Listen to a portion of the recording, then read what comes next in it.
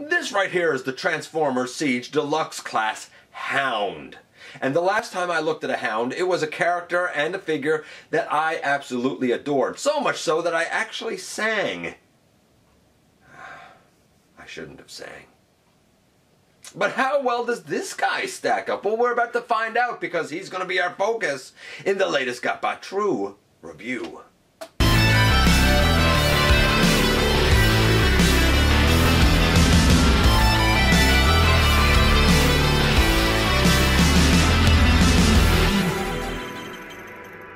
Hey guys, welcome back to the channel. I'm your host, Dennis Moulton, aka GotBot. As always, thanks for dropping by.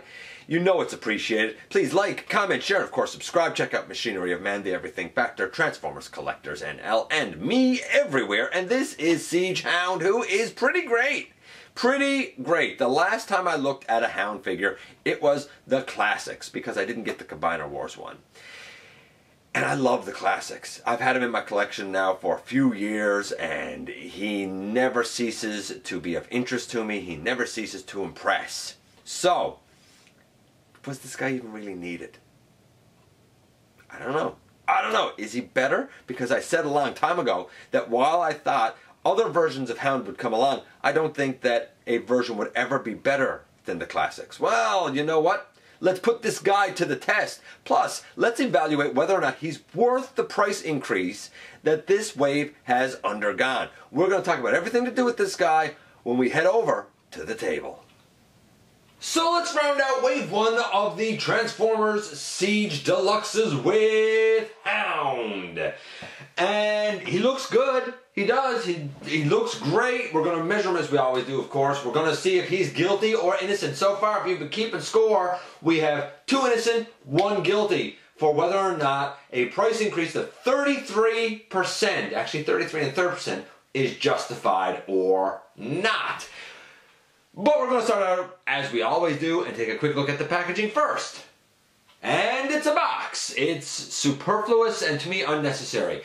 I'm not a mint in box guy. I've said it 100 times. Give me the figure. I don't care if he's in a paper bag. If it saves a few cents, I'm all for it. That being said, I will admit that the box looks nice. We have nice artwork over here.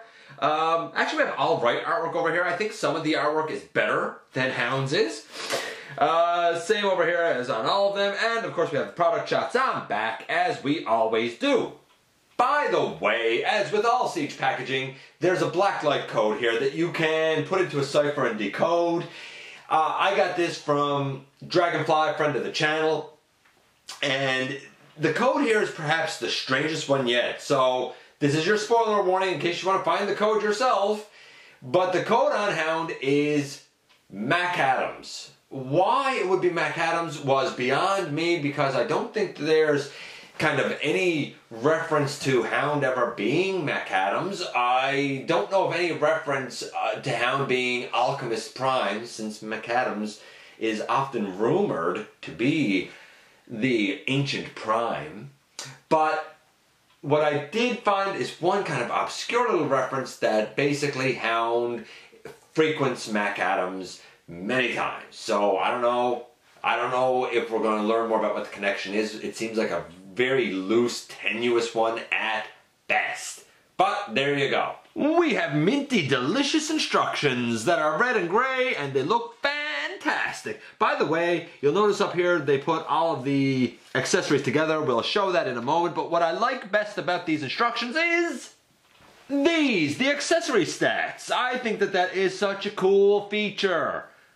And one accessory is this little thing. It has no stats because it attaches to other things. It's basically his spare tire.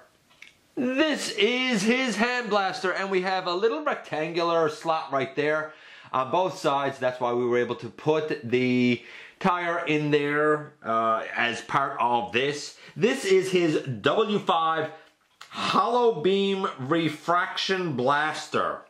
I don't know, is this what he's supposed to make his holograms from? I always thought it came from the thing on his shoulder, but maybe it's this thing. He holds it in his hand great. It's pretty fantastic. Of course, it can have a blast effect. That, I guess, if you want. It is not very strong. Its range is but it's pretty accurate. in terms of its targeting.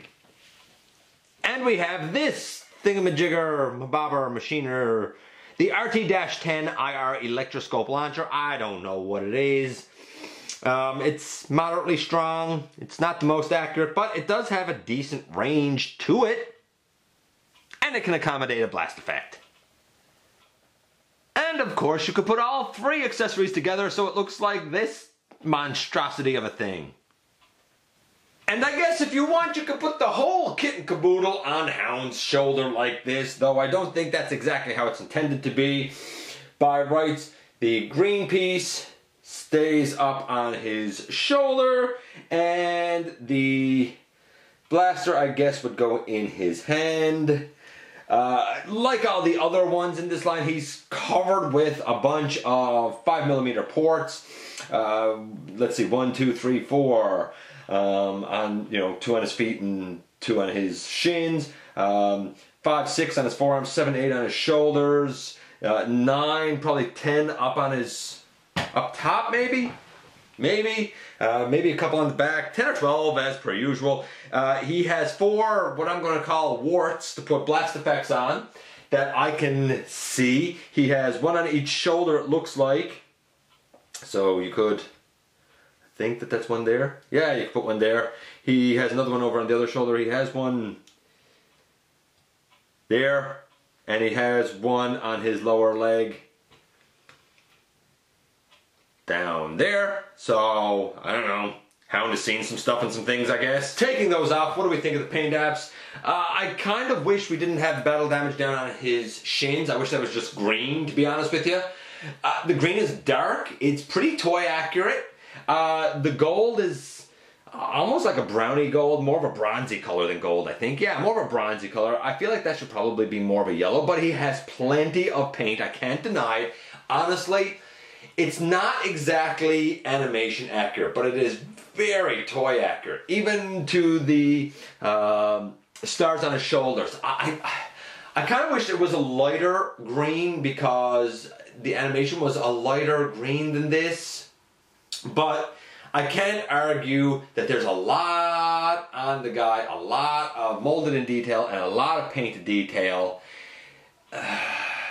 It's a strong 9.75. I can't quite give it a 10 because it's not animation accurate, but what is done here is done so tremendously well. What about the articulation for the guy? Because that's the next thing. It's pretty good, actually. We have... first I thought his head could not move at all. Thanks to Wesley, I want to give him a shout out because he informed me that the panel behind the head here moves. It was right up next to the head in package, but it does move, and the head can go left, it can go right, it can like wiggle up and down, but that's it. The shoulders, they can go all the way around on a hinge, all the way out, nice hinge, not a ball joint, a hinge. We have a bicep swivel, we have an elbow to 90 degrees, we have wrist rotation, which is nice. We have a waist, which is fantastic. We have splits all the way out to the side, forward and back all the way. We have a thigh swivel that's like built up around the hip hinge. We have a knee here that's nice and very deep.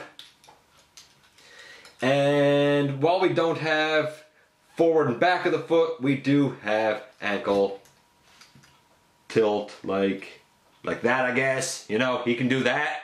So articulation, there's nothing more you could want. 10.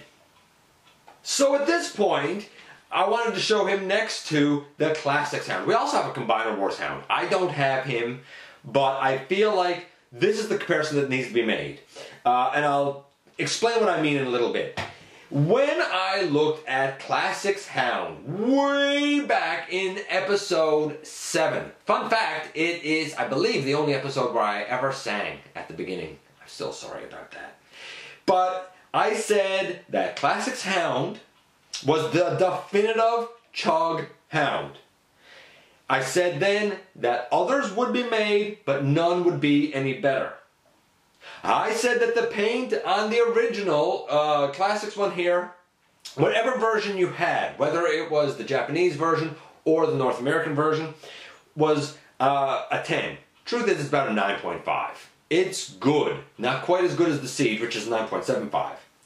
The articulation of the Siege, or the Classics, I said was also a 10. It lacks a waist, so it's probably a 9.5. It's the one joint that it could use, and the one extra joint that the Siege one has. Then we get to the transformation. But here's the thing. At this point in time, the Classics Hound, if we were to just compare based on what we know so far, both of these are better than the Combiner Wars Hound. No doubt about it. Both are denser, both feel better, both are just more interesting. The Combiner Wars Hound is definitely the weakest of the three. But in comparing these two, they're very, very on par for different reasons. Very on par. Both of them easily sit at somewhere between a 9.5 and a 10. They are both excellent, excellent figures. The Classics is definitely more G1 inspired and more animation accurate. And the Siege is definitely more stylized, and the coloring is more toy accurate. But it really boils down here to your choice in aesthetics. Now, admittedly, Siege Hound can do this. He is full of Micromasters here, and there's still like a bajillion more ports that could be used on this guy. I mean, it's typical for the Siege, but like, he can do it and it looks good. There's no doubt about it. We will see him cogged up in just a moment. But, you know, again, the play value is something that's, I guess, added here that earlier versions of the character were unable to avail of. I don't know. It's impressive. It is. There's no doubt. It's impressive. Here he is all cogged up. I've said it before. I'll say it again. We have a deluxe, wearing a deluxe here, and I don't care how you cut it.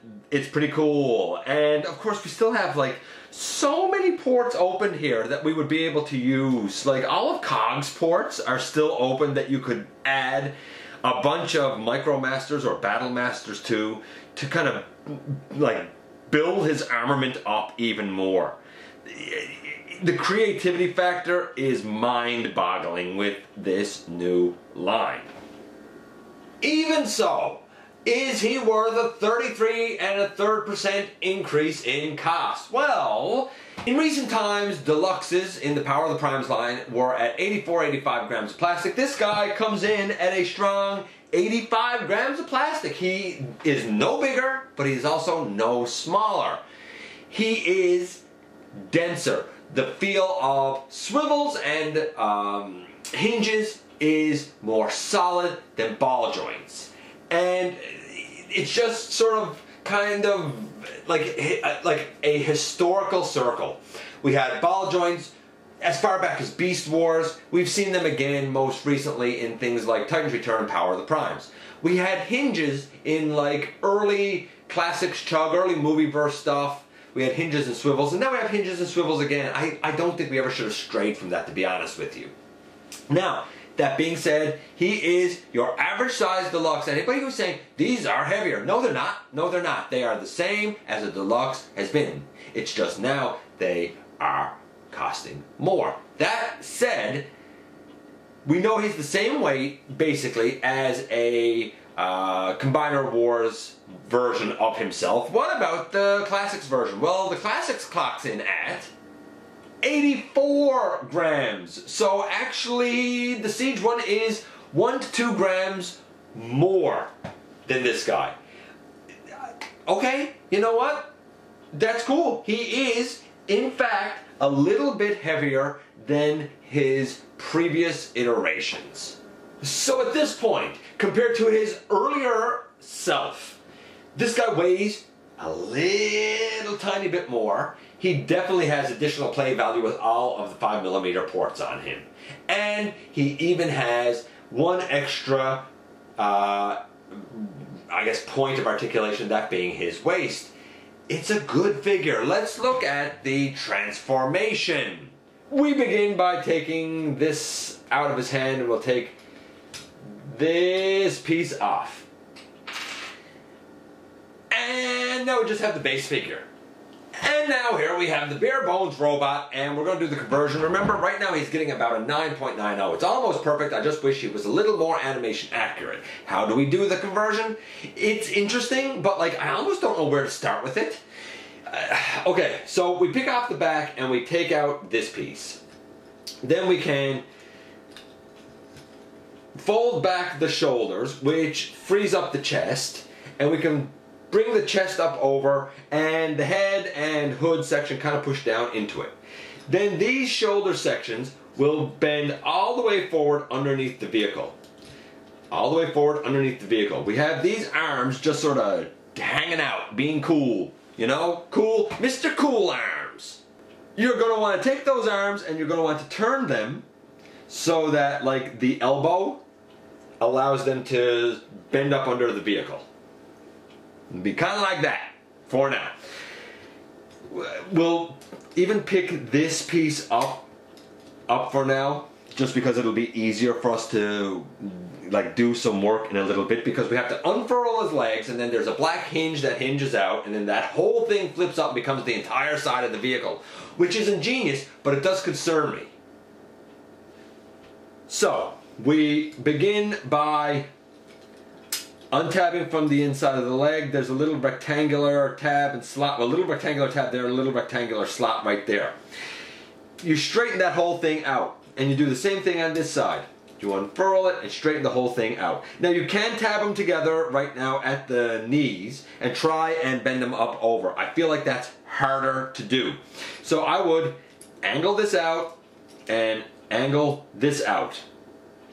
Then I would bend this up, and you're gonna have to kind of finagle it a little bit to get it under the like roll cage thing here. And we'll do the same on the other side. So we bring it up, and again, maybe get that hand out of the way slightly, finagle this in under, and if you didn't already tab the knees and whatnot together, do that now. So here's that back section I was talking about. It should be lined up like that, and we can then push this down. It's supposed to tab on, but I don't find it particularly likes to. We come to the side, and using that black hinge, we bring the whole thing up. We have a little, let's see if I can show this. We have a little rectangular like tab section right there. It goes into a space on the entire length of the armature. So we bend the toes down, because that's going to kind of work as like a seat, I suppose. And then we bring this whole thing up and we push it in on the side. Same over here. We bring the toes down, bring this up, and we push the whole thing in on the side and solidify it. Once it's all solidified, it makes a good looking Jeep. It rolls well. I like it. It's definitely stylized, but I still like it. We can add the accessories to it really in a number of ways. So like, I don't know, like say we could put that there. We could take this blaster and put it right there, and we can even use the little opening on the tire piece, and it goes down over a little peg right there, like that. And there is kind of your completed Jeep. It is definitely stylized when compared to this dude here. Obviously, the Classics Jeep is more, it's still not perfect, but it is more G1 inspired than the Siege one. Though the Siege one does look good. For a Cybertronic mode, it still just looks like a cool, beefed up Jeep. Like, it's cool. There's nothing wrong with it. You have to be cool with a little bit of a stylized Hound, but there's absolutely nothing at all wrong with it. Not one little bit. This boils down to pure aesthetics. I think that if you are just new to collecting, skip the Combiner Wars Hound. It's the weakest of all three of these. But then we get to these two. The only thing that I can say here is the Classics Hound has a transformation that's 10. It's a fantastic transformation. The way his thighs unfurl to become the seats is brilliant. Everything has always felt solid on him. I've had him for years, and everything feels as solid on him now, and the joints feel as tight on him now as the day I ever got him. Overall score for that hound was easily a 9.5. For the Siege one, I said going into the transformation that we had a 9.90. The transformation has a couple of fiddly parts. The way the legs fold up and you have to get them under this like roll bar thing is a little bit fiddly. Nothing bad, just a little bit fiddly. The thing that concerns me is this. In going back to robot from this mode, we have to unpeg these front fenders from the pegs that they're on. Now they're big, robust pegs, no doubt, but it is scary tight on mine. Frighteningly so. Enough that my concern is that eventually I'm either going to crack off the peg from the hood section that holds the front fender in place, though I think that's unlikely because it's a pretty big, like thick peg, or I'm afraid I'm going to crack the housing that the peg goes into, which I think is more possible, or I'm afraid that in taking this piece off eventually, because you really got to wiggle it off, man, this frightens me. I'm afraid that in doing so, eventually I might end up just pulling off the whole side of the figure. It's not fun. It's really not. It's this big peg right there. That big peg right there is the one I'm talking about. Maybe yours has like better tolerance than mine, but because that's what I've experienced and because that frightens me on both sides, no less, I have to say that his transformation for me is about a 9. Overall, both of these are a 9.5 for different reasons. In the aftermarket, this guy tends to go for a pretty penny. So, what is your best option for a chug representation of Hound? I was all prepared to do guilty and innocent here and to say that Hound is guilty of being overpriced. But you know what? I don't think he is. He is innocent. Why? Because he has added play value for this guy, and in the aftermarket with the prices that Classic Hound goes for, you might as well get yourself a Siege. Just saying. If you already have a Classics, do you need to, replace him with the Siege? I don't think so, because these two are comparable. It purely boils down to your personal taste. And here we have Hound, who is really just as good as the Classics. I mean, for different reasons. He's no better, he's no worse than the Classics, but it really depends on your aesthetic taste. Do you like that kind of much more G1 animation look, or are you cool with this more stylized Cybertronian look? Both have their merits, there's no doubt about it. I am slightly concerned about the kind of peg on the side of the, I guess, fender hood section. I don't know if it will hold up over time or not. I guess time will tell. This guy's pretty great. And to my shock and amazement, I actually think that, you know what? Yeah, there's enough improvement, playability, paint apps, and everything else here that he probably actually is worth the price increase. In fact, he even weighs a little bit more than the earlier iteration. Hound is fantastic. I don't think he's going to be for everybody, but he is undoubtedly fantastic. Anyway, let me know your thoughts about this guy. I just love the character too. I love to hear from you guys. I appreciate you giving me some of your extremely valuable time. Please hit that subscribe button. You know how much it helps me out. And I very much look forward to the next time that you and I get together to continue our journey and have a visit right here inside the videos.